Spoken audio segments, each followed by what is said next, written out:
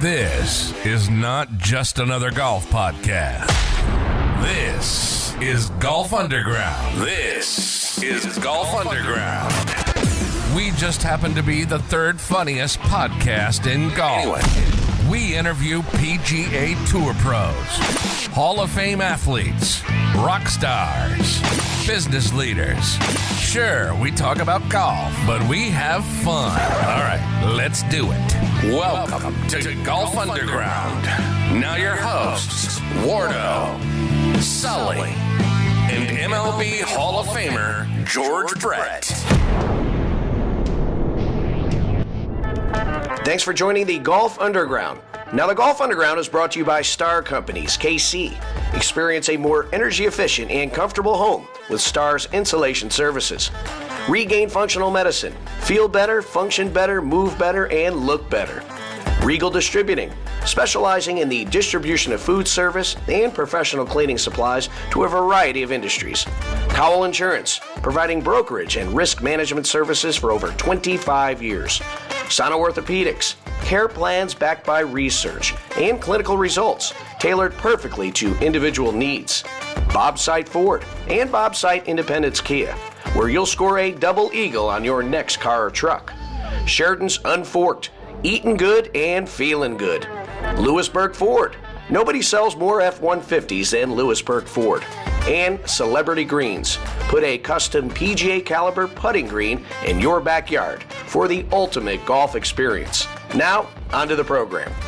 Hey, welcome to Golf Underground. We're back in the stable. Wardo, I haven't seen you in a month. I walk in the stable and I see an ice bath, a little spa back there. I mean, you turned this into like LA Fitness in only been like 5 weeks. Well, here's the deal. To get guys like this in here, we got to freaking have all the amenities. Amenities, man. He likes the amenities. I mean, this is how would you compare this to that beautiful Chiefs? Not out at Arrowhead, but that what's on Metcalf? You know, they got that fancy Chiefs bit. He hasn't been to Chiefs. I haven't been to Chiefs. Oh, you haven't been Chiefs bit, yeah. But I'm sure it's kicking its ass though. Well, I mean, it doesn't mold champion golfers. Yeah. Right? I mean, all it does is mold maybe Super Bowl champion. Yeah, there it is. Right. All right, so we were fired up. We got Justin Reid. He doesn't need much of an introduction because the man, well, he just was part of an amazing defense. Oh my God, unbelievable. I would say the lifesavers when everyone midseason, including these two Sullivan boys, were like, this ain't our year. This offense sucks ass. And then swoops in a defense. Uh-huh. What a savior. That's why it's the greatest team sport in the world, baby. Oh my God. I mean, you tell me they didn't buy you guys rings or some I don't know, golf carts. I mean, they owe you. You know, the guys usually, the quarterback usually gives the offensive line a bunch of, good. I actually wish I played offensive line because the offensive line this year, they got the golf carts, they got the golf bags last year, the golf carts this year. That's what I'm saying. Yeah. What do you get? We get Super Bowl rings. You know, that's not a bad concession. Yeah, but they got a ring and a golf cart. All right. So if someone had to give you a gift, what position would have to give safeties a gift? Oh, quarterback. What? Easily. Oh, the quarterback. Yeah, he has the most money to play with. Or, Chris Jones in his new deal that he got today. Shout out Chris Jones. Let's go. There it is. Let's go. How they did his deal, huh? Yeah, 4 years, I think 119 million. Hello. Yeah. I didn't know that. So we're gonna be able to keep Snead too, hopefully, huh? We need to figure it out, man. Keep the boys together, run it back. A little birdie told me that when I was playing golf the other day, that if we can keep Jones for whatever reason, doesn't make sense to me, that we'll be able to keep Snead easier. So I don't know why or how, but we're going to keep both. Yeah, I don't know the money. Listen, and most importantly, we got to keep a guy named Reid. Well, that's next year. Maybe on the hot. Right, we got the hot head. All right, we got to get our mind right. All right, forget these fancy. My name is Snead. I'm Christian. Screw them. Well, I keep asking because you know what Jake Sullivan told me today. He's like, "Oh, you could just." I said, "Yeah, well, okay, come on in. We'll have a couple pops, then we'll go out after." He said, "Well, here, you just come over and you tell him what you told me," because you said, "Talk to him." And I don't know if you're familiar with this. Here, get close to Wardo so we can see your face on here. Come on in. Yeah. Come on in. Yeah. So I mean, I heard you were coming on, and I know you guys are gonna be talking golf the whole time. So I wanted to get at least like one football question in there. Yeah. So you play safety. You led the team in tackles this year, which is awesome. Congrats on that. You killed it. But I just love how you play the position physically. I mean, we grew up on like Ed Reid, Polamalu, Dawkins. Like, has that always been? Nah, those are my idols, man. I grew up watching the same thing you were watching. Those guys were my heroes. And, you know, there's a physicality to this game that, you know, in some ways has been lost. Player safety is a big part, which I support completely. But if you can still play within the framework of the rules that we play by today, but still lay the wood and, you know, make people feel it. Yeah. I want to bring that old school mentality back, man. I think that's just so powerful. Just decimating the mentality of opposing offenses, knowing that they're going to walk into a stadium and get hit and you don't want to disappoint them. Yeah. That's really all I got. I mean, he plays like how we used to watch those old guys. So like when I was kicking your ass in Madden football, maybe that's where I hand it back to Wardo right now. Amazing. No, it is true. You know, it's funny because pretty much every time you'd have a big play or, you know, big hit, I'd lean over to my wife and, hey, Justin, he was on the Golf Underground, honey. She'd be like, okay, honey. I'd be like, okay, he was on the Golf Underground. I wasn't there. Wardo didn't press play on the record, but that's right. And then I said, you know, he's a smart guy. He went to Stanford. He didn't act in that hit. Didn't look like he went to Stanford. Like he went to Cincinnati. There it is. So speaking of hits, so he came in. We fit him up for a driver about a week ago or so, and damn, that thing came quick. But Jeff Shin from TaylorMade hooked him up with a new big dog. But hello, he was in hitting it yesterday, and I said, and he's making all these noises, and that felt good. And I said, all right, I got a question. Back to the Ed Reid thing. What feels better, you absolutely flushing an iron shot or a driver, or just absolutely laying wood on a guy? What do you think his answer was? Oh, well, I mean, the one when the camera's on or the one when the camera's off? No, the real life answer. Real life? The real life Flushing answer. that driver. Flushing that driver. It's a beautiful, it just feeds your soul, man. It feeds your soul so good. And don't get me wrong. I love a rack of ribs every time that I can take a bite out of one. You know what I mean? But flushing those irons, ooh, sweet, man. Why is it? Ah, man, it's just, bro, I'm on my simulator for hours every day. Every day. And then, you know, I was just feeling it yesterday. It's just ball after ball after ball was just flush, hitting it straight. Hit my 9-iron like 185. It just felt so good. Yeah. Isn't it funny? We talk about this a lot when George Brett's here with us, you know, and he talks about how he won the club championship at, you know, at his club and how much it meant. And it was the only time he cried in playing a sport. And it always amazes Wardo and I, because we're like, you played in Yankee Stadium, you're a Hall of Famer, and the game of golf somehow triggers an emotion that even a sport that you were a Hall of Famer in doesn't trigger. Isn't it weird? It's crazy. And I think a little bit of that is, you know, like him and myself and a lot of other athletes, you know, we grew up with natural gifts and we play the game, and we've always been just gifted in ways to play the game, and it comes naturally. But golf isn't something that just comes naturally to anybody. You know, nobody just picks up a golf club for the first time and it's just naturally striping the ball. Some guys can pick up a football and will run for, you know, 10 touchdowns. But golf, it just takes so much intentional work and focus, man. It's not something that you're born with. It takes a lot of work and dedication and tenacity. And I think that, you know, when you start at the bottom, like literally you're starting at the bottom and then you climb your way up to the top, man. It's just a beautiful feeling. Yeah. It's so good. Yeah. It's so good. All right. So we just came off a Super Bowl win, big up and down year. Talk through the weeks leading up to the playoffs. Obviously, we're a little bit struggling and not getting the ball in the end zone enough. Talk through what the mindset was of you and as well as the team. Yeah. Well, the beautiful part on the defensive side of the ball is, you know, our mission never changes. It doesn't matter if we're up by 30, we're down by 30. Our mission is to get the ball back to the offense, and that never changes. You know what I mean? So that's a beautiful part on the defensive side of the ball. You know, every offense goes through their struggles. You know, there's a lot of attention going around. Travis and Taylor Swift, obviously, and everything else that was going around Arrowhead. You know, people leaving us for dead in the media and guys catching heat on social media. And some of that gets to some of those guys, especially the young cats. But we knew that the type of firepower and the type of minds that we have on the offensive side and Coach Andy Reid and Patrick Mahomes and Travis and that leadership that was there, it was going to come together eventually. And we just needed to buy them time to figure it out. Mm-hmm. The exact same way they bought us time the year before to figure it out as a defense, because we didn't start tightening up until like week 13. You know what I mean? If you remember that, they bought us time to get right. So we just returning the favor, buying them time to get their pieces together and ducks in a row. And they showed up at the most critical time when the playoffs start, man. Doesn't matter what you did before.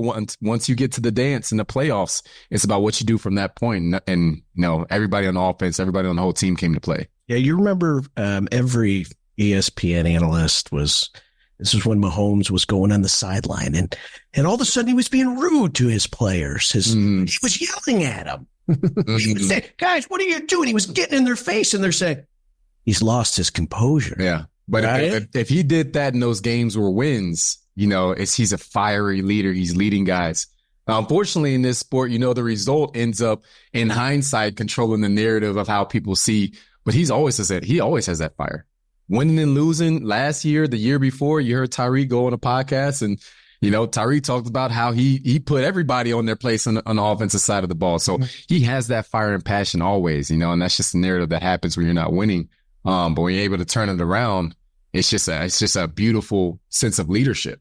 Well, and it seems like seems to me, is that he was purposeful. Certainly you've got emotions, right? You're coming off, you're pissed off, you freaking, you know, you've had your fourth third now, and you're pissed off. And he got fiery. He got pissed, and people never seen that side of him. And I wondered, you know, did he say before this game, if the moment comes, I'm going to turn this switch and I'm not going to be the nice, calm, cool dude, right? Yeah. So I wonder how much that was planned versus, it was just triggered emotion. Like one of the greatest, and I tweeted this a couple of days ago, some of the greatest leaders that I've been around know how to motivate guys and speak to who they are. So sometimes you try the off to the side approach, and sometimes you try the, you know, fiery in the moment approach, and different guys respond to things differently. So I think he was just looking for a way to create a spark. You know, he tried things differently and he's trying different ways. And once he found a way that worked, he know that this is the formula that gets the guys going, and we're just going to stick to that. Yeah, I agree. Yeah, we talked. So that playoff run on the road, like when did you know? Obviously you were confident. You were in here before the Buffalo was playing their game on that Monday afternoon. You were in here hanging out, and I'm like, "You gonna watch the game?" He's like, "No, we've already beat them this year. We got them." Like, when did you know? Like, all right, we got this. Yeah, during the course of that Buffalo game. Well, no, like in general, like when did you know? Like, all right, this team's gonna go the freaking Super Bowl again. You know what? It was after that. It was after that Buffalo game, because the offense really turned it on. I mean, Buffalo was able to move some ball. There's a high power team. They're able to do some things on us offensively, but our offense just responded and answered every time. And at that moment, when, you know, the realization came that these guys figured it out. They figured it out. They're rolling right now. We're going to be able to carry this momentum with us. We were going through. We heard every story. You know what I mean? First time on the road, first time in a playoff. These guys aren't it. They're not themselves. They're not the Chiefs anymore. They're playing on the Buffalo Bills, are unbeatable. You know, they have home field advantage. It's their time. They're going to go and win. And then throughout the course of that game, the way the guys just wanted it, we wanted it more than they did. We took it from them. You know what I mean? And that fire and passion in the way that, you know, all three phases showed up. You know, we knew that we were in control of our destiny. It didn't matter if we were on the road. You know, I kind of liked it. You know, personally, I like going into opposing stadiums and silencing 100,000 people. There's not many times when you can hear a pin drop in a stadium filled with 100,000 people and you love it. You know what I mean? You only get that feeling walking into somebody else's house and taking their hearts from them. Well, and a lot of guys after said that they almost preferred, like you just said, being on the road. It was a little different. Yeah. But is it because that it's like, okay, one, we're going to be in our hotel room. We're on the road. We're together. Well, we don't have distractions. Yeah. Only got each other. And to your point, the reward of kicking someone's ass in their house has to be better than even a few tomahawk chops. Yeah. You know, with we love Chiefs Kingdom. We won a lot of games in Chiefs Kingdom, but you know, to go on the road, it's just a different feeling, man. It's different. You only have yourselves. You're not worried about momentum. You're not worried about, you know what I mean? You're walking into somebody else's house with only your brothers locking arm in arm with them. And that's all you got. You're relying on each other to go out and win a football game, man. And to see it come together is just awesome. So there's all that shit out there on the road and all that talk on the social media and the news. Do you even pay attention to any of that shit leading in, or do you use that to motivate you? No, absolutely. I mean, you don't pay attention to it in a way that lets you change your character, change who you are, or change, you know what I mean, your preparation process. You don't let it affect the locker room to where you come in and, you know, you're not yourself, to where maybe you're agitated because of some, you know, jackass that you saw online said a comment you didn't like. You don't let it affect you that way. But if you have the maturity that you can read it and you just tuck it away, you know, you just tuck it away and it's like, I'm going to bring this out whenever it's time. You know, I'm gonna wait on Sunday and I'm gonna bring this out and use that as a fire. You know what I mean? And you're able to spin it in a positive way like that. Then if you can handle it, then absolutely. You know what I mean? Yeah. So, I'm not one to go back and forth. I'm not one to create drama or, you know, get into arguments with anybody online, but we see some of the stuff and, you know, you make a little mental note of it and you're just like, I'm gonna let it show up on Sunday. You know what I mean? I don't need to talk about it now. I'm gonna let it show up on Sunday. Phil from Cleveland. Yeah. All right, so some random dude, right? So walk that dude. So this is one thing I'm curious of with all the distractions. So, all right, you've beaten Baltimore, you've made it to the playoff or to the Super Bowl now. Walk through Super Bowl week from your seat and what that looks like. Yeah. Obviously, you were able to do some fun extracurriculars, which we'll get to, but talk through what the week looks like. Yeah. So our strategy and what we do is, so you have 2 weeks, you have an extra week to prepare. So that first week, we're here back in Kansas City, and we kind of prepare business as usual. We treat it like the game is on that Sunday. We do our Monday install, Tuesday install, Wednesday install, Thursday install, Friday install, walk through on Saturday. And then, you know, like we were going to play a game, we just end up traveling that day. And then the following week, knowing that there's all the chaos and distractions of Super Bowl, family coming in and out, media being a circus everywhere you go, and just all the other things opening night that you know you're going to handle. We already had our game plan in before we even showed up to Vegas. And then that week of practice was just redoing the Monday practice that we did last week to make sure it was tight, redoing the Tuesday practice. So a lot of it was just touch-ups. And, you know, we had some time that we're able to go enjoy it a little bit. You know, I actually enjoyed the second one much more than the first one. Just because the second time around, you know a little bit more of what it's like having gone through it the first time. You can enjoy it more because it's like, you know, the first time you're just so focused on the game and the game is always what comes first. But the second time you get to enjoy the moment each day, you know, opening night, having your family be there, like you're a little bit more relaxed and able to spend quality time with them. And, you know, I actually took some of my brothers, we went to a golf course. So the GM of the hotel we were at, knew the GM of the country club that was right across the street. So I played golf on Friday and Saturday. I played 2 rounds. I played Friday and I played Saturday. I brought my golf clubs with me. No way. I sent them on an equipment truck earlier in the week so that they'd be waiting on me. That's fun. Yeah, we got to play a couple rounds, man, and you know it was a lot of fun. And then when it was time to take care of business on Sunday, we just go out there. Yeah, we go out there because there's value in taking your mind off of it. You don't want to be thinking about it all day, every day. You know what I mean? You want to overthink things. You want to just go out there and be natural and rely on your instincts and your coaching throughout the week and let your body take over. All right. Would you give away, let's say you won 3 Super Bowls, which might happen next year. Mm-hmm. Would you give away your 3 Super Bowl rings to win 1 Masters? No, absolutely not. Not a chance. Not a chance. I love not that much. No, I'm keeping the 3 Super Bowl rings. Yeah, but you know what? I might give up some, you know, I might give up my car. Let's see the list of things. I got a real estate, a house, and I'll trade those things in. Yeah. You give up one of them. I can give up one of them. Yeah, you give up one of them. Okay, that's a good negotiation, right? Yeah. Hey, so as you prepare for Josh Allen and I mean, you had 3 amazing quarterbacks you're going up against. Do you have to change sort of some of your processes or your plan? Josh Allen may run more. Yeah. Right. Tell us about that. Most of us don't know. So you kind of know what type of guy. You put guys in profiles, you know what type of guy. Some guys are mobile. Some guys are big. Josh is a big dude. He's basically a tight end playing quarterback.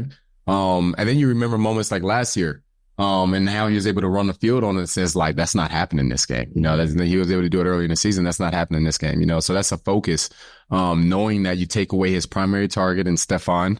And the way to beat Steph is you be as physical as hell, as physical as you can possibly be, and don't ever let him get comfortable. And then when it comes to Josh, you know, he's not a guy that you can go and dive at his legs and you got to bear hug tackle him. If you just, you know, dive at him, he's going to bounce right off you. He's going to hurdle you. He's going to stiff arm you. So, you know, those are his go-to things. And, you know, for me, it was a little bit personal from the year before. Now I was like, nah, I need my leg back. You know what I mean? So I want to find a way to come and tag him. When I have the opportunity to. So you do prepare for it differently. We focus on a couple big bag drills that we can practice. Really? Just so, you know, have your weight behind your pads and be ready to wrap up. Did you spy him a lot? I had some coverages that we put me at middle linebacker.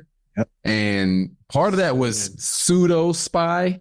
I mean, I was really playing the middle of the defense, and it was to let me just run left to right and let me just play free and fast. But in the event that he had win the scramble, then yeah, you know, I was the guy that come and run him down. Is he a bitch to bring down? Oh yeah, he's hell, man. He's such a big dude. Yeah, one of the toughest. Who's harder to bring down, him or Lamar? Pick your poison. I mean, if you're talking about the physical side of it, Josh easily, but Lamar's just so fast. Thankfully, he isn't, he's a little bit more conservative than he was in like his rookie year and his first 3 years in the league, because guy was running all over the schoolyard, cutting people up. And he can still do that at any given moment, but he doesn't do it as much as he used to, thankfully. Seems like Josh Allen is not afraid to freaking tuck it at all. He's going to throw his body in there. He doesn't care. Yeah. Hey, even if they told him not to. And what a fucking do it anyway. What an absolute cannon that dude has too. It's ridiculous. Yeah. Mm-hmm. Yeah. Do you think we've put to rest is Josh Allen and Joe Burrow as good as Patrick Mahomes? Yeah, that conversation's over with. Well, I would hope so. Yeah, that conversation. I mean, he's in the class. Are we sick of hearing that? And still, who was saying it? It's going to happen anyway. Who was saying it? Jake, who was saying it? God, at the end of this year, I heard another guy still go on the Burrow bandwagon and say Burrow still means more to his team than Mahomes means to it. And I'm saying, are they just trying to stir shit up just to stir shit up? They might be just doing that. Their guy, and everyone likes a hot topic to talk about. But I respect it though. It's no slight. It's no slight on Josh or on Joe Burrow, because those guys are hell of a players too. You know what I mean? They don't have Super Bowl rings, but those guys are still. Those guys are still. You know what I mean? They're top of the league, man. They deserve everything. They deserve everything that they've got. Well, and that was the thing leading into the Super Bowl. I'm like, wait, we just beat Tua, Josh Allen, hardest road to Super Bowl ever. Two of the three on the road. Mm-hmm. Yeah, and now we have Brock. Now we have Brock Purdy. I'm like, and Brock's a fucking great quarterback, but I'm like, I'm just not afraid of Brock Purdy. Yep, played the number one offense, number two offense, number three offense, and number five offense, and then played the number 2, 3, 4 defense. You know what I mean? Hardest road ever, and we just took them down one by one. So fucking good. That's awesome. Yeah. All right, let's take a commercial break. We come back. We'll talk a little bit more about the Super Bowl. We don't want to, but we're going to have to ask a little bit about the Kelce and Taylor gig. All right. Sell it a little bit, but, you know, we're trying to bring us more female listeners here, you know, so that you're going to help the cause. So come on back here on the Golf Underground, ESPN Kansas City. Guys, as the male body ages, testosterone levels steadily decline, and your body's become increasingly unable to produce healthy levels of the primary male hormone testosterone.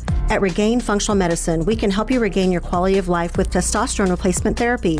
TRT improves brain function, sleep cycles, heart health, performance, and overall body composition so you can feel better, function better, move better, and look better. Visit us today at ifeelmuchbetter.com. Regain Functional Medicine, with locations in Lawrence and Leawood. Regain is better. Hey, Brian Sullivan here, and I've got a tip for you. You've got to head to Unforked. It's an amazing restaurant. What I like about these guys is they promise to buy and support seasonal, local ingredients first. And I love the fact that they source from smaller, family, GAP certified, or organic farms, prime-going regions, artisan producers. All I'm getting at is, if you like fresh stuff, Unforked is the place to be. And like they say it, fork or no fork, you can be sure you're getting the highest quality, socially responsible ingredients possible. And not to mention, it's delicious. So whether you're out south or downtown, stop by Unforked for a delicious and healthy meal. Sheridan's Unforked. Honest, clean food. Cowell Insurance Services is your leading program administrator for workers' compensation. They're dedicated to meeting the unique challenges of the insurance industry and assisting employers in reducing their costs. CIS has provided insurance claim and loss control services to various industries, including trucking, construction, retail convenience stores, and healthcare, as well as public entities for over 30 years.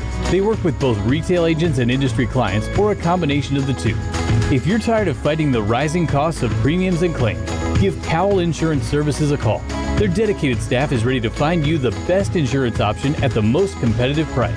They can help to define or enhance your safety program in order to move you in the right direction in reducing your claim and premium costs. Contact Cowell Insurance Services today, 816-214-4070. What's up, Underground? Sully here with a message from our friends over at Bob's Site. Now, buying a new vehicle can be a bit like buying a new set of clubs, which means when you want to drive the ball straight, you seek advice from experts, golf pros like our boy Wardo. And when it comes to buying your next car or truck, you also need expert advice so that you drive away in style.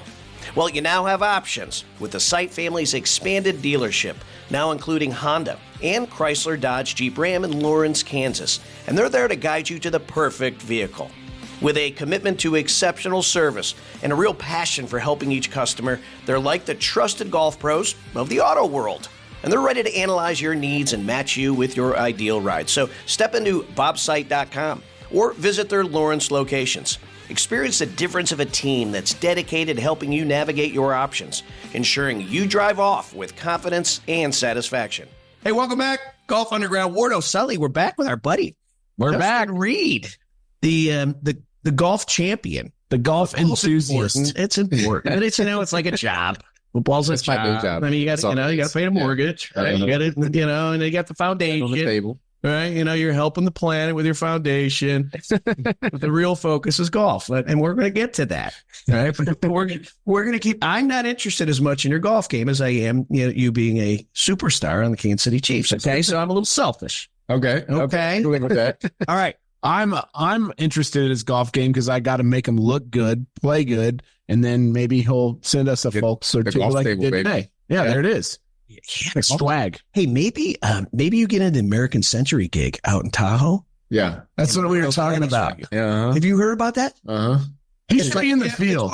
It's like you got the actors, you got the stud athletes. That's the one Barkley and Travis and loads of done. And I understand it's just a knucklehead event. Yeah, that's your goal. Yeah, you guys set these little goals in your life. That's your goal. Well, it's getting put at the top of the list. It's got to be top of the list. Hey, a good stepping stone will be when you go out and beat Pat's ass in his tournament out at Shadow Creek, and then he'll say, "Well, damn, this guy can play. All right, let's get him a start." That'll be the window, man. We got to get right before we get there. Let's go. What's the handicap right now?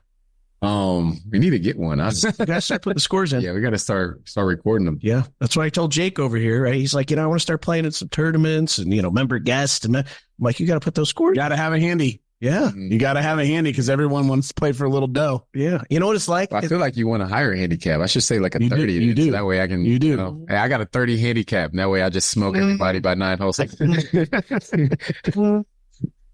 I don't know. You got to have a little pride in yourself. You'll be dropping that 30. Right? Because the guys are on the team actually, I'm a 30. And they're like, this day's going to suck ass. And he's a good guy. Yeah. It's going to suck ass. 30. I'm going to look where's the golf ball and hold it. Yeah. All right. So, what goes on in a locker room that the regular Camaro head fan has no clue? Man, it's just guys being dudes, man, all over the locker room. Just funny conversation, joshing around, talking shit. We got a basketball court in the middle of the locker room. Oh, really? Yeah, guys play pickup basketball. Obviously, nobody touches Pat. That's the only that's the cardinal rule. That's the cardinal rule. Pat got the ball. Nobody touches him. He gets an open shot every time. It's an NBA All-Star game. Everybody else is getting guarded. Pat has an open shot every time. What you call it? But guys just have fun. We have a soccer ball going. Playing some basically like keep the ball in the air, got basketball going. Sometimes cards, guys just having fun. It's so much fun. I mean, the locker room is the best part of being a part of a team. Yeah.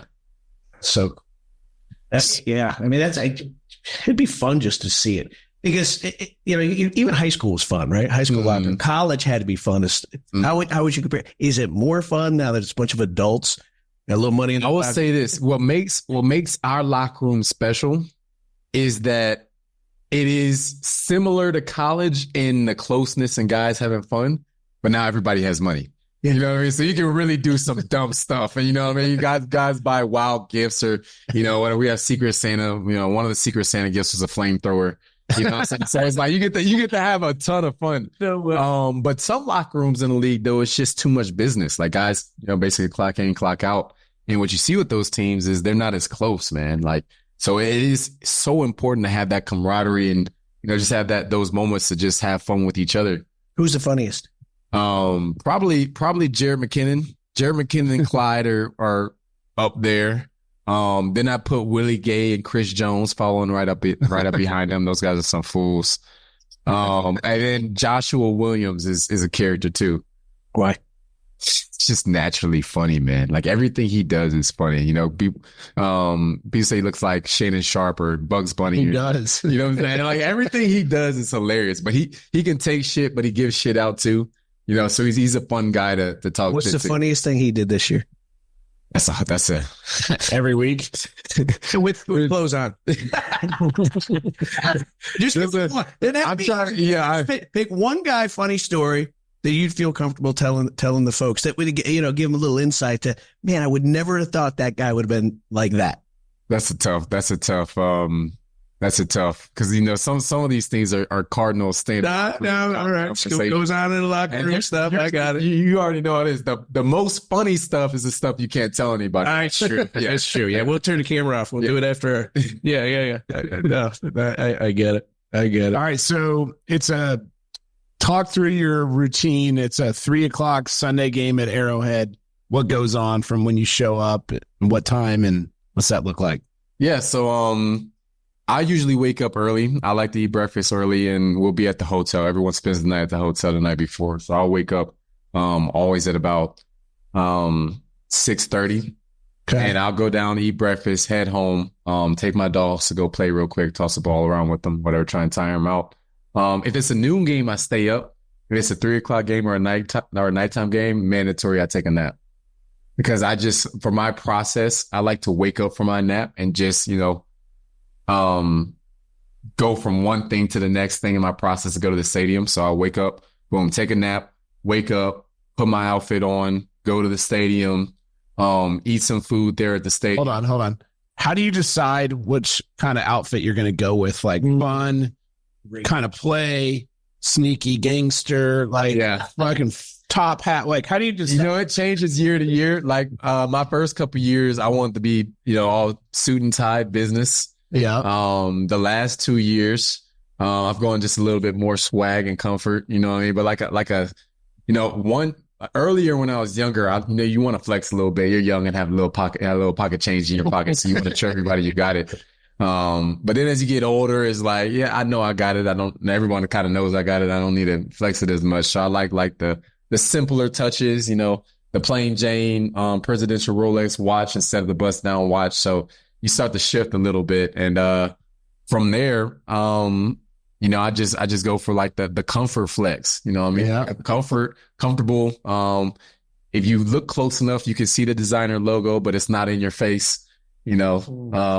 I love it. I think maybe what we'll do if he's on comfort, maybe we'll have Kate get him like a velour golf stable jumpsuit.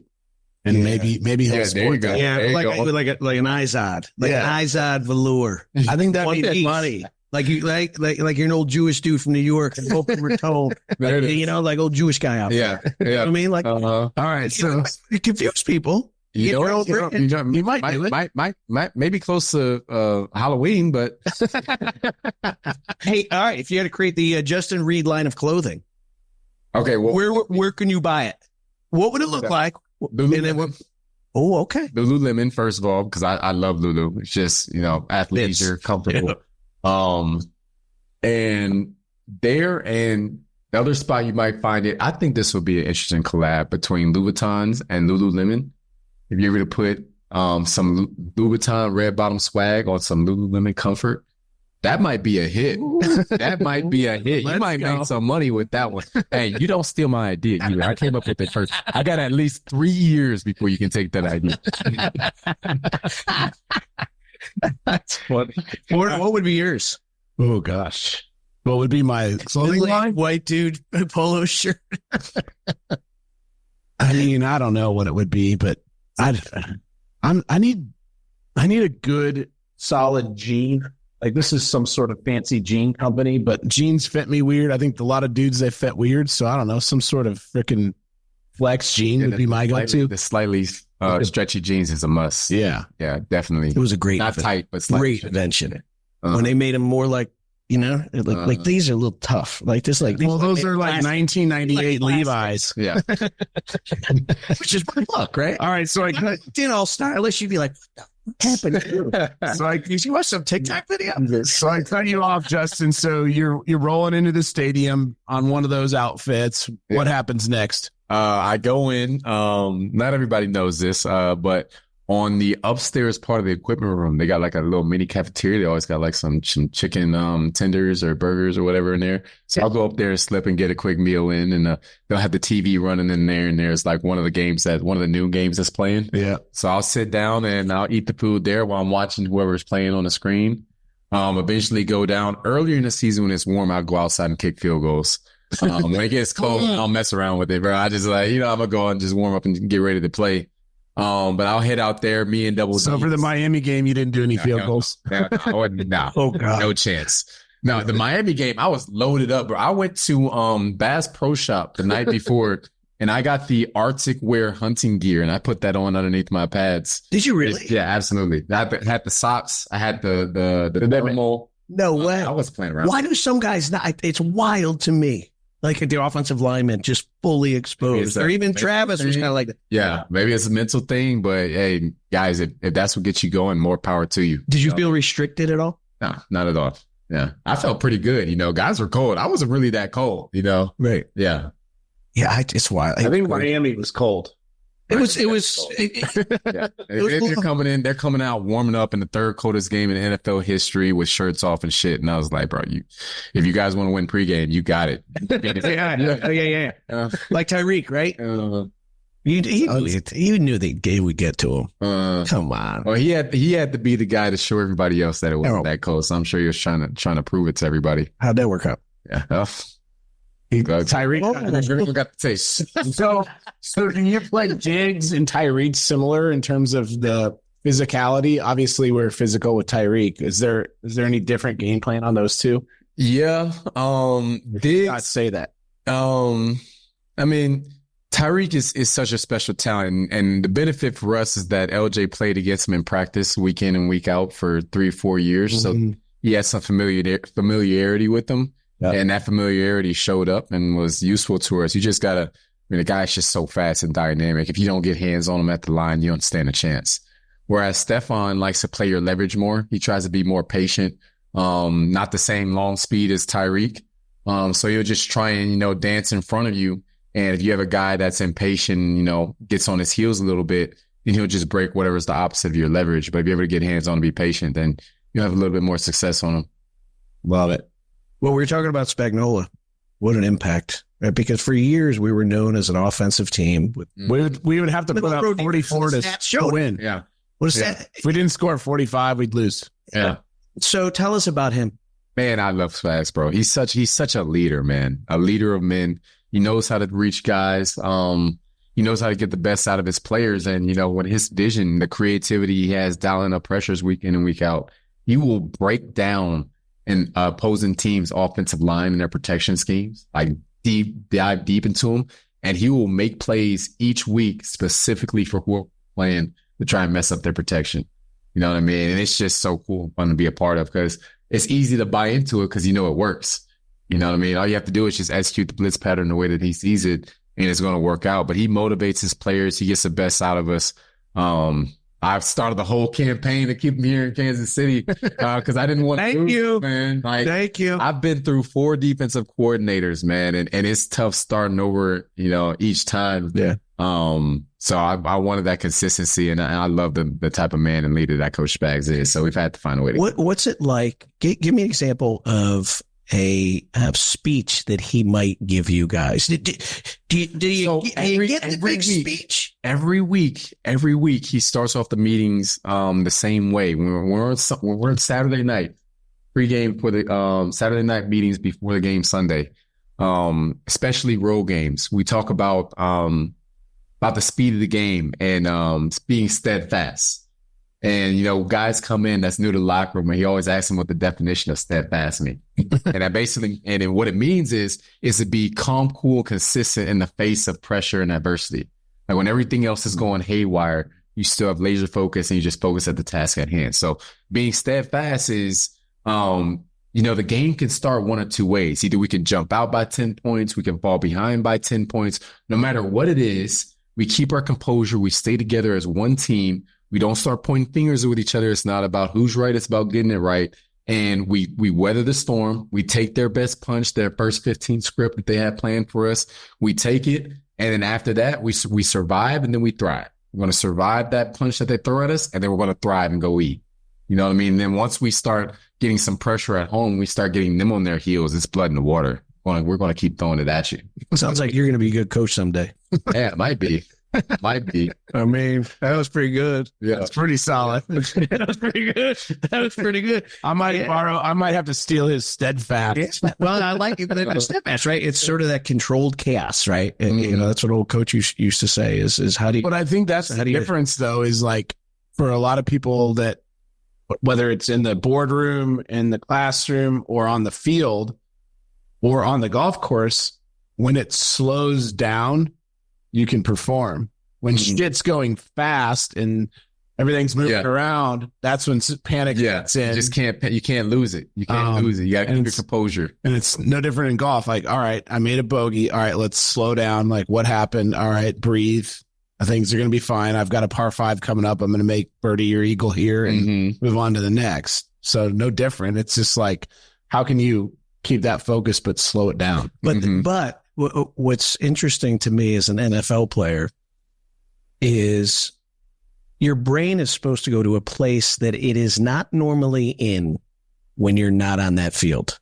Right? You're not you're not the same guy. Yeah. So you got to flip this. So tell us about that switch. And then I want to know how you can be steadfast when you just turn into a mild animal.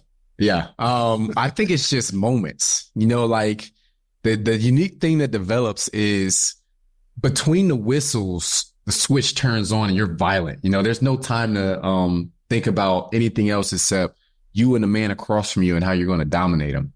But between the snaps, whenever you're getting back in the huddle, maybe you notice a guy's mistake, or even on the sideline after a series, that's when you make all the corrections. There's no time to make it in the heat of battle. You just got to weather the storm through that. But when you get to the sideline, you flip back to who you are in the locker room. That's interesting. You flip back to who you are, especially for me, bringing the guys together, encouraging guys. One of the things is during the practice week, you want to push guys and try and create as much pressure in a healthy environment as you can, because you want practice to be better than the game. Fuck yeah. So you push guys during practice to be better, to be tighter, to work harder, all of those things.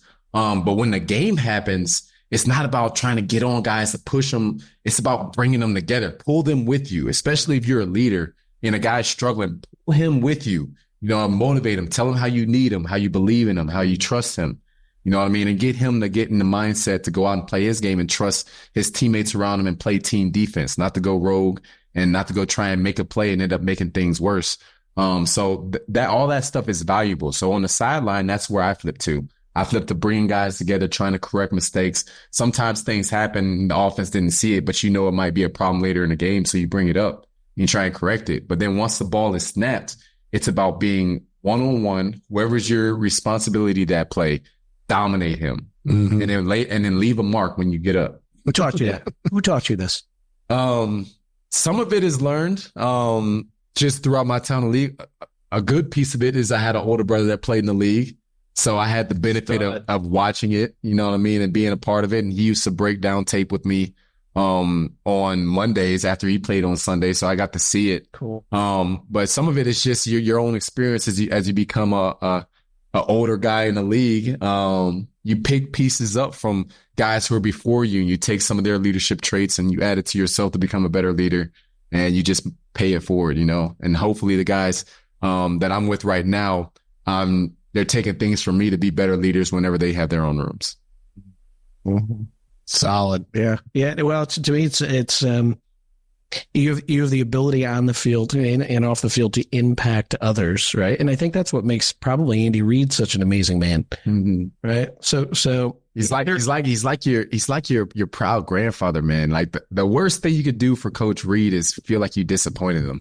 That's the worst feeling you can go through, man. Like, damn, I can't believe I let Coach Reid down, man. I'd rather him yell at me. I'd rather him scream at me. But if you look at him and you feel like he's disappointed in you because you didn't live up to the standard, that's the worst feeling ever, man. Isn't that that's what a great leader is. You just described listen, you've had great coaches in the past. You've had great coaches in the past, or mentors or leaders. And those were the ones, it was that feeling. If people, it will describe, hey, what makes a great leader or what? I said, in my experience, it's the one I never wanted to disappoint. Yeah. Like that's what I strive to, right? And that's what you're striving to do with the younger guys is to, and it's cool to figure that out. Now it's hard to become an Andy Reid. It's hard to, we talk about leadership styles a lot on the show, right? What's the difference between a Bobby Knight or a Coach K or an Andy Reid? Because Andy Reid's certainly different than a John Gruden. That there's all these different personalities, but they're all trying to accomplish the same thing. Yeah. Andy's kind of found his crazy. What's crazy about that deal, what he said is like, remember we went to Austin to interview Chuck Cook, my coach. Right. And Chuck's, I don't know, 78 now. Yeah. And he's just taught major champion after major champion on every tour, you name it, Ryder Cupper. And that was like my biggest thing. Like, I want to be able to fucking send this guy the results, or I want him to turn on the shit and say, fuck, I'm proud of my guy. Yeah. And like, you just want to make him, you want to make him freaking proud of the work that you've put in and all the hard stuff. And, he's got major winner and Tom Kite and you name it, Mark Brooks, Payne Stewart, every guy that's under the sun. But I'm like, I got to make this guy proud. Like he's put the time in with me, Absolutely. That's it. And it's the wise man. That's it. Right? That's it right there. He's the sensei. Yeah. It's the Yoda. So is Andy, is he, of all the coaches you've ever had, is he the Yoda? The Yoda? Yeah. I mean, he's on the Mount Rushmore for sure. He's definitely on the Mount Rushmore. I would throw Coach David Shaw on that Rushmore for me too, only because it's different in college and the NFL. You have to be a different coach in college than you have to be in the NFL. But for me, Coach Shaw, what made him so special is he was so much about his players. I was really hoping he got the Charger job. Even though he would have been in the opposing conference, I was really hoping he got that job. But, funny story. He told me to declare early for the NFL, which you never hear from college coaches. No college coach wants to lose their best players because you want to keep your best players so that you win more. But he is so much about his guys being successful in their individual situations that, like, I was conflicted. He could have convinced me to stay. If he was like, Justin, I think it's best for you to stay, I would have stayed. You would have had told me to go. He was like, you're ready to go. You should go. And that type of guy, man, that's just so much respect. Wardo, who else is like that? What other great coach? Think of what he just said. Self. Oh, yeah. Self does the same thing. Coach Self at KU. Yeah. Oh, yeah. Right? Yeah. He's like, you got to go. He sits down. He's like, he's almost like he acts as their agent. Like, listen, if I'm you, I'm going. Yeah. Come on. I like you get respect. You get so much trust in that guy. Or what he does a really good job of, if it's like a freshman or sophomore that kind of fizzles out, we'll just tell the dude, like, hey, bro, you're not going to see the court. Yeah. Like, if you want to transfer, go, especially with the new rules and all that shit. And that's why it's been a revolving door, which kind of sucks now. But he's just dead ass honest. He'll just say, boom. Like, the other piece of this too is from personal experience. Like my older brother, again, he played, right? So he was playing at LSU, was an All-American. And while he was there, he was thinking about declaring early for the draft, right? He ended up going number 18 overall. He was a first round pick. But while he was in this moment, he was still trying to figure out if he was going to go or not. There was a scout that came and told him he would go undrafted if he declared this year.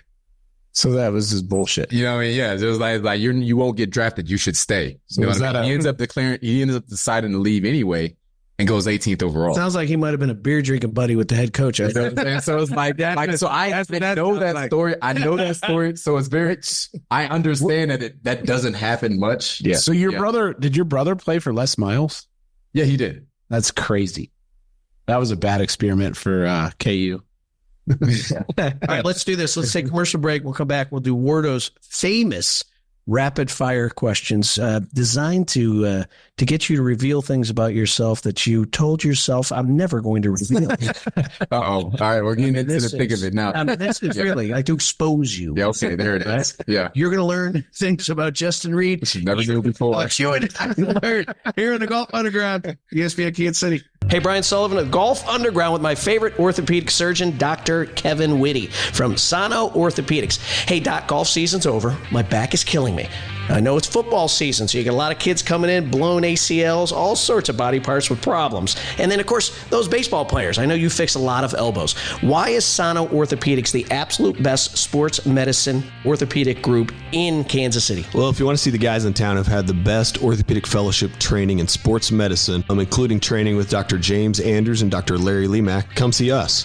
We individualize patients' plans to get them back to that activity and that sport that they love. And we actually care and listen to our patients and follow up with them, make sure that they're getting the results they need. Okay, and so the three things that separate you: number one, best training; number two, you specialize in getting people on that field; number three, you're actually listen. Where can I learn more? Because you got me all in, and I don't really want to get fixed, but it's time. At SanoOrthopedics.com, 816-525-2840.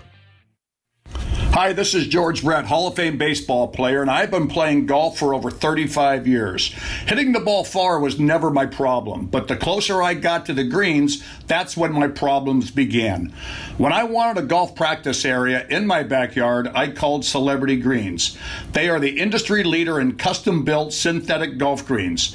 These championship caliber, low-maintenance greens roll great, react like real bent grass, and hold chip shots that check and spin. I absolutely love mine, not only in Kansas City, but also in Arizona. Call the pros at Celebrity Greens at 1-888-507-7960 or visit them online at celebritygreens.com. Practice like the pros, or people like me that want to be pros, right in your own backyard. Hey, Brian Sullivan, Golf Underground, with a little tip for you. If you're looking to buy a new Ford, you have to check out my buddy, Jason Gudenkoff at Lewisburg Ford. They've been saving Midwest Ford buyers thousands of bucks for over 40 years because they do business the right way. They sell everything, check this out, for $50 over invoice. That's simple and cheap. And they win a lot of awards. In fact, they won Ford's President's Award 17 times. That's the top Ford award. And they only give it to dealers with superior customer satisfaction in sales and service. So they know how to take care of customers better than anybody. Now, what these guys know how to do also, keep this in mind, sell trucks. Lewisburg Ford has sold more F-150s than any other Ford dealership in greater Kansas City. That's 2 years running. And last year, they were the number one F-150 sales leader in the entire state of Kansas. So, no hassle. $50 over invoice pricing, unparalleled customer satisfaction, and a huge selection. That's a perfect recipe for selling trucks. So, check out all their inventory and prices online at lewisburgford.com or give them a call at 816-444-2300. New golf clubs, a big screen TV to watch the U.S. Open, or maybe even a new golf cart that I've got my eye on. No matter how you choose to spend the savings, if you're looking to put a dent in your monthly heating and cooling bills, the answer may be right over your head. If your attic isn't insulated properly, you're missing out on a prime opportunity to cut costs. Call the certified energy experts at Star Companies, Inc., 816-353-2160 for a free estimate to learn how they can help you save money. 816-353-2160 or visit starcompanieskc.com. Hey, welcome back, Golf Underground. We're having a great time. Justin Reid, Kansas City Chief, two-time Super Bowl champion. Two-time. About to be three-time. Go with 3. And then he will win his first Masters 7 years. Get into it. That's what I'm talking about. Exactly right? Yeah. Manifest it. We got to manifest it. Right? That's So it's about time I got to catapult a player to my PGA Tour win. All right. Wait, listen, before we go to your part here, we got to ask the question, what was it like the first time you met Taylor Swift? Oh, Taylor was awesome, man. So the first time I met Taylor was actually the same night. I forget which game it was. It was a home game. It was the first night that she was publicly in a stadium that everybody knew and that the cameras were all on her. I think it was a 3:00 game, whatever game that was. So Travis rents out Prime Social right downtown, and from Prime Social he throws a private party. All the players are invited. And everybody at some point or another meets Taylor, and Taylor's just awesome. She found a way to compliment everybody that she met that night. They were enjoying themselves, having a good time, and everyone got a chance to meet her. It was a really organic space, and it was a lot of fun. Amazing. Did you tell him he's a little bit of a follower for following you out to the Hallbrook area? You know what? I wanted to make fun of him for the friendship bracelets that he talked about during training camp, but I cannot hate the game that Travis, I wouldn't have never thought of friendship bracelets. Friendship bracelets can win you a billionaire. You know what I mean? So hey, man, hey, fellas, take notes. Romance is not dead. Romance is not it's like dead. We're talking about customizing golf balls. TNT. Yeah. Absolutely. Yeah. Taylor and Travis. They got that TNT. There it is. And they blown it up. From what my girlfriend says, she's a huge Swiftie. That's just, I know, right? Not me. I love her music. Anyways, no, that's just like her lucky number. Everything that's always added up. She always has like a number for her albums, but 13 was the first one. And she was born at like something 13 p.m. And if you saw the crazy number theories that were happening with the Chiefs, like 87 and 13 is 100. I was in Scottsdale watching the Super Bowl, which you guys won, and I was sitting with this girl who's not a Chiefs fan, not a Niners fan, but big Swiftie fan, and she had the Swiftie Kelce stuff on. She goes, Brock Purdy's wearing 13. If you look at the seeds, the Niners were a 1 seed, the Chiefs were a 3 seed, and all that. She started listing off all this numerology about 13. She's like, I know that the Chiefs are going to win because of Taylor, because of the 13. I was like, I think I'm going to win for something else, but like, yeah, that's just like her lucky number, I guess. Hey, well, we'll take all of it, man. Whatever way it makes it happen, we'll take all of it. That's funny. All right, Porto, wrap us up with the all right, we got the emergency 6 holes. We're gonna play 6 tonight. All right, first question: golf course you haven't played in the world that you want to play? You know what? I've been in Kansas City 2 going on 3 years now, and I still haven't played Loch Lloyd. I don't even know what it's about. Oh, so I kind of want to play. Would you? I've lived out there 22 years. Okay, well, we can fix that then. Yes. Yeah. Check. All right. It sounds like we're going to play there instead of Mission. Or we'll do both. Yep. Yeah, bet. 36. We got 36 all day. Let's go. Yeah. Okay.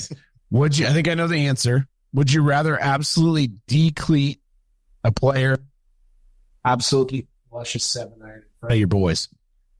You know what? I've decleated more people in front of millions of people than I have flushed a 7-iron.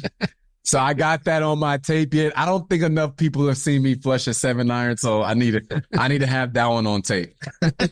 Preferably in Tahoe. The American Century. Yeah, that would be great timing. All right. So when you see Pat at his event in Vegas, what's the first thing you're going to say? You're going to talk about you're working on your game, or are you going to go up and talk about his game? I want to see him play, man. I want to see what I'm up against. So I want to see, you know what I mean? I'm a bring Benny roasters. I know he has a mean 3-wood, but let's see the rest of the irons. Exactly. Yeah. You got to control that flight. That's what we're working on. Controlling that flight, keeping it down, control. Mm-hmm. It's hot. Pat? Yeah. Boom. Yeah. It's good. Yeah. For some things. Hey, well, he's not in the stable. Like Reid, he's not in the stable. All right. So coach. That's right. So you turned down LSU, which was close to home, went to Stanford. Obviously, if you had to do it all over again, you would have done exactly what happened. But like, there was a school that would be really fun to go play for. What would be that school? If I'm taking out LSU and Stanford. Yeah. Oh, this is a tough between two. Notre Dame was surprisingly a lot of fun when I took a visit there. It was between, I would say, OU and Notre Dame.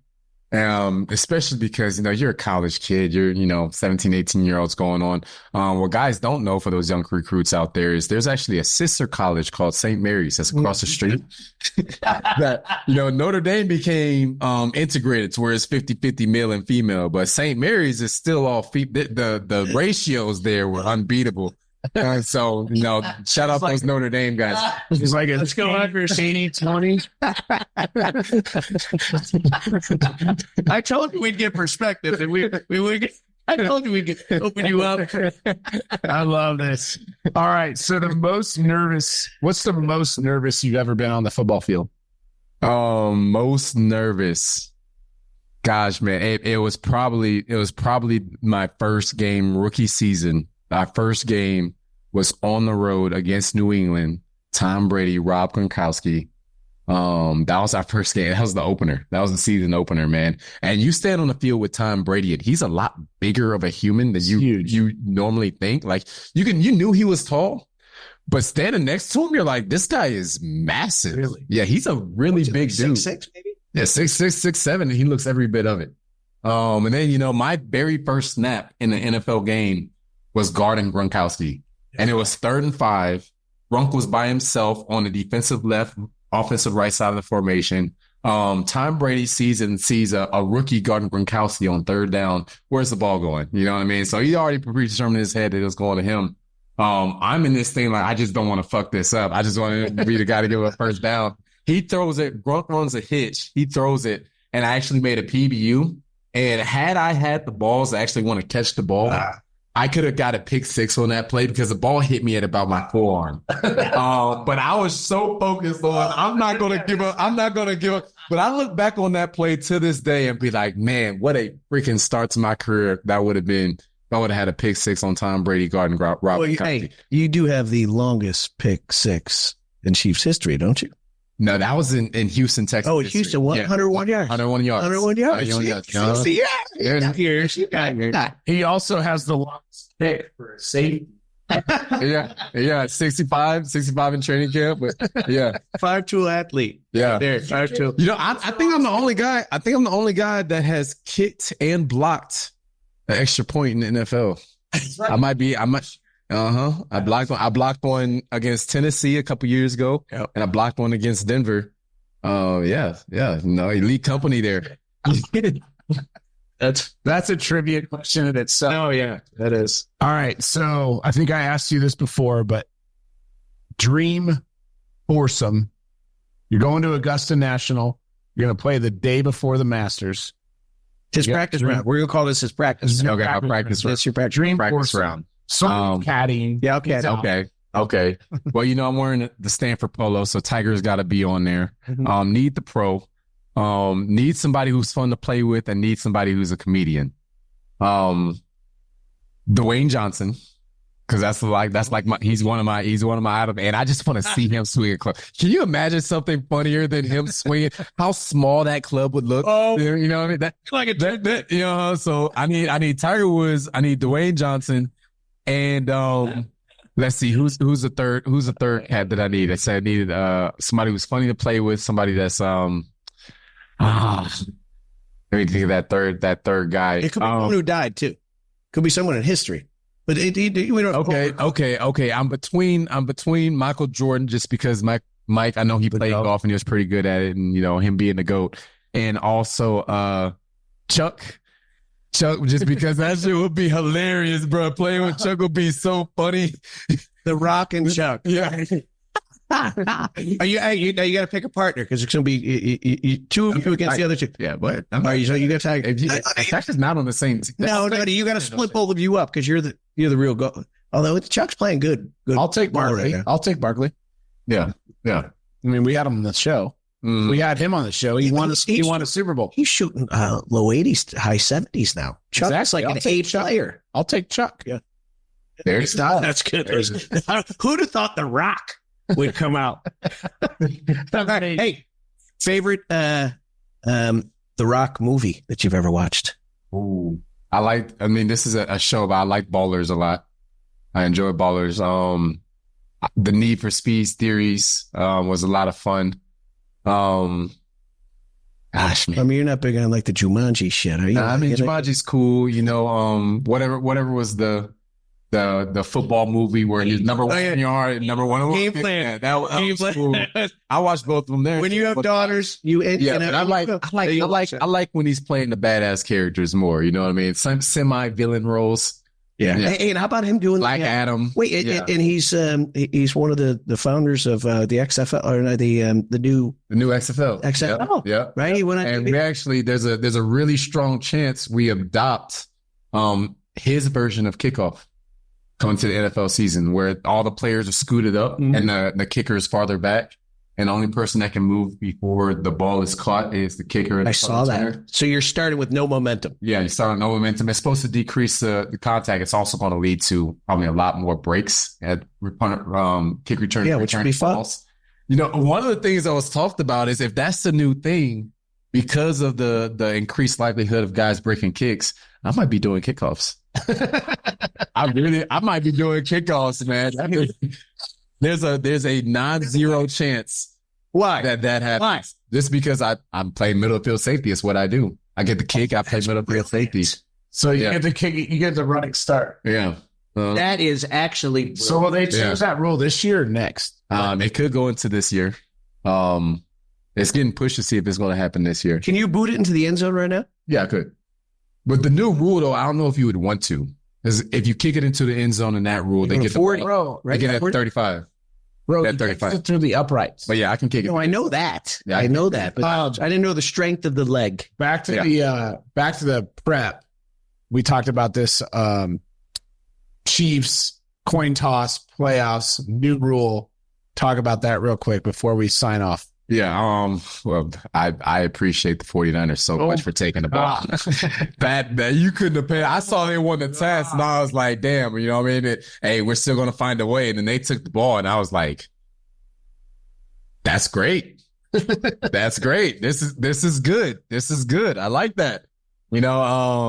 Appreciate you, Buffalo Bills, helping us out once again. Traded back to let us get back and then change the rules to help us in the Super Bowl 2 years later.